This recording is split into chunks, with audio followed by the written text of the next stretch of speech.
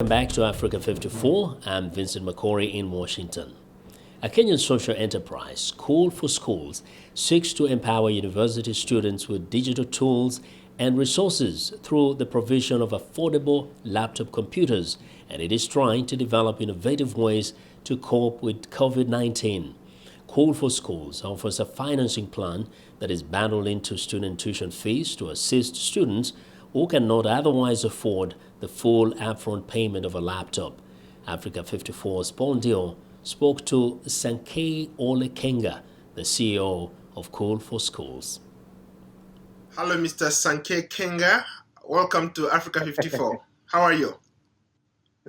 I'm fine, thank you. So thank you so much for having me. What is School for Schools about? We're a digital access program that enables university students to get access to devices and tools such as laptops that they may otherwise not be able to afford it. We are kind of breaking down a major problem of access by enabling these students to more or less bridge this gap.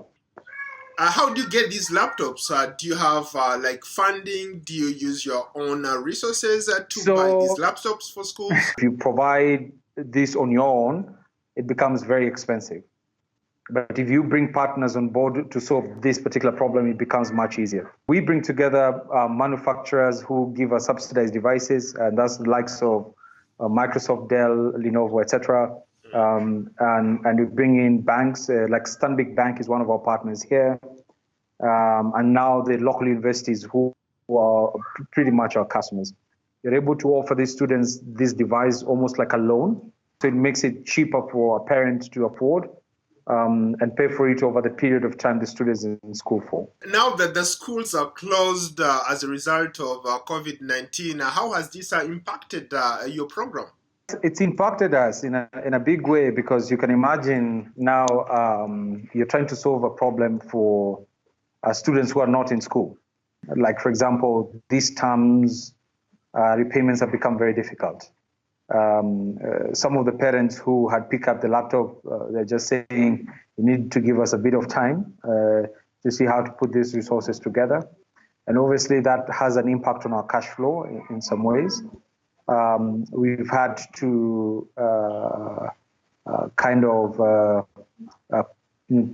put quite a number of our staff on leave just because, there's really nothing much to do. On the other hand, it is also kind of presented us with some kind of opportunities in that the distance learning has become something that most of now the universities are embracing. How about in the context of people not having internet? How are you serving those people? We've managed to kind of get into partnership with some of our telcos to provide subsidized internet bundles. One of the greatest advantages in being in Kenya is connectivity. Kenya, I think, has among the best connectivity in Africa, if I'm not wrong. We are partnering right now with Telkom Kenya.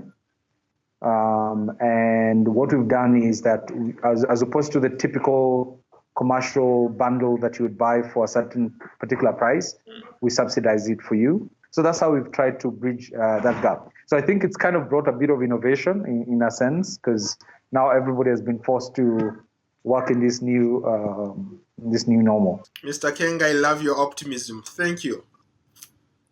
Thank you so much. Thank you for having me.